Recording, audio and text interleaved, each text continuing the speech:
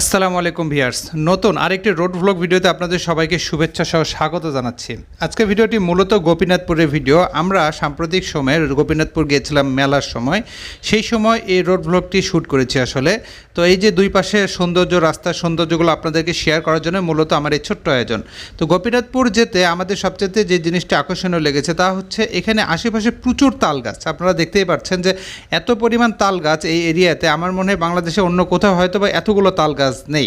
জয়পুরহাট এবং বগুড়া, নওগাঁ এই সাইডটাতে প্রচুর পরিমাণে কিন্তু তাল গাছ আমরা লক্ষ্য করি। এবং গোপীনাথপুর যখন যাচ্ছিলাম আমরা, তখন কিন্তু রাস্তার দুপাশে বিভিন্ন জায়গায় আমরা তাল গাছ দেখেছি, খেজুরের গাছ দেখেছি, আরও অন্যান্য গাছগুলো রয়েছে, তবে তাল গাছ সবচাইতে বেশি দেখেছি। যে জন্য আপনাদের সাথে আমি শেয়ার করছি। দেখুন, ছোট বড় অসংখ্য তাল গাছ। আমরা বলি না তাল গাছ এক পায়ে দাঁড়িয়ে। তো কেমন লাগছে অবশ্যই কিন্তু ভিডিওর কমেন্টে জানাতে হবে।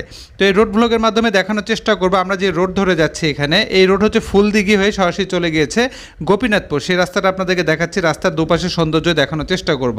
আমরা যাচ্ছি সিএনজি নিয়ে, আমরা কয়েকজন। আমরা সাধারণত বিভিন্ন জায়গায় ঘোরাঘুরি করি, বিশেষ করে শুক্রবারে একটু ঘোরাঘুরিটা বেশি করি। তো আজকেও কিন্তু শুক্রবারই ছিল, এই শুক্রবারই কিন্তু আমরা গিয়েছিলাম গোপীনাথপুরে। ওকে, তো ভিডিওটা হয়তো বা অনেক দিন পর আপনাদের সাথে শেয়ার করছি। আসলে কর্মব্যস্ততার মধ্যে কন্টেন্টগুলো তৈরি করা হচ্ছে না। এই যে দেখতেই পাচ্ছেন কত তাল গাছ, যেদিকে তাকাবেন আপনারা এই রাস্তাতে যত দূর আগাবেন দেখবেন তাল গাছ আর তাল গাছ। ঠিক আছে, অনেক সুন্দর কিন্তু লাগে। আর তাল কিন্তু এমন একটা খাবার যেটা হচ্ছে আমরা কাঁচা খেতে পারি, পরে পাকলে খাইতে পারি, পাকার পরে তালের যে বীজটা থাকে যেটা আমরা ফেলে দিই, সেটাও কিছুদিন পর ওইটাও খাওয়া যায়। কীরকম আল্লাহর একটা নিয়ামত, তাই না? আলহামদুলিল্লাহ।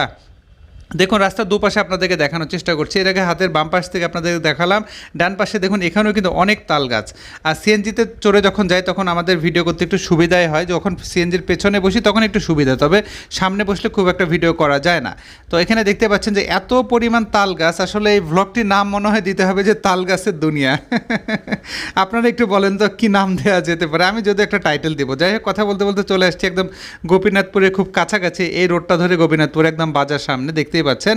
তো এর এক পাশে আপনাদেরকে দেখানোর চেষ্টা করছি। আমরা মূলত এই সাইডটা দিয়ে হাতের বাম পাশ দিয়ে আমরা ঢুকবো, একদম মেলার যে কেন্দ্র সেখানে ঢুকবো। ঠিক আছে, দেখতে পাচ্ছেন মাটির বাড়ি আছে এখানে।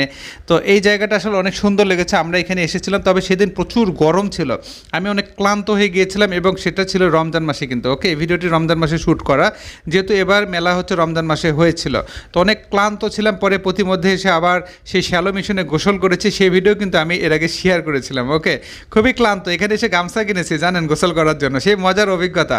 আপনারা যদি দেখতে চান সেই সম্পর্কিত আরেকটা ভিডিও দেওয়া যেতে পারে, কারণ ভিডিও ফুটেজগুলো এখনও রয়ে গেছে।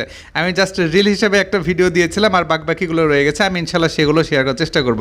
তো দেখুন, কথা বলতে বলতে চলে আসছি কিন্তু গোপীনাথপুর। এই হচ্ছে গোপীনাথপুর বাজার।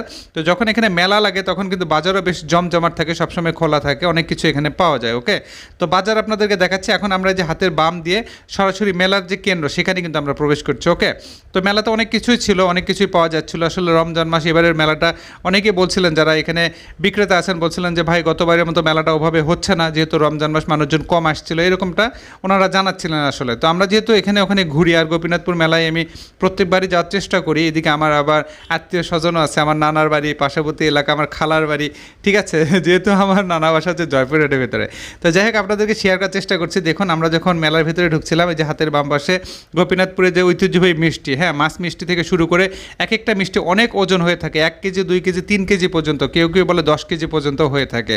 তো যাই হোক, আমরা মেলায় কিন্তু প্রবেশ করছি, আপনাদেরকে শেয়ার করার চেষ্টা করছি। আমি জানি না আজকে ভ্লগটি কেমন হয়েছে, যদি ভালো হয় হ্যাঁ অবশ্যই সেটা কমেন্টে জানাতে পারেন। এই হচ্ছে দই। আমি এই দই নিয়ে একটা ভিডিও করলাম কয়েকদিন আগে।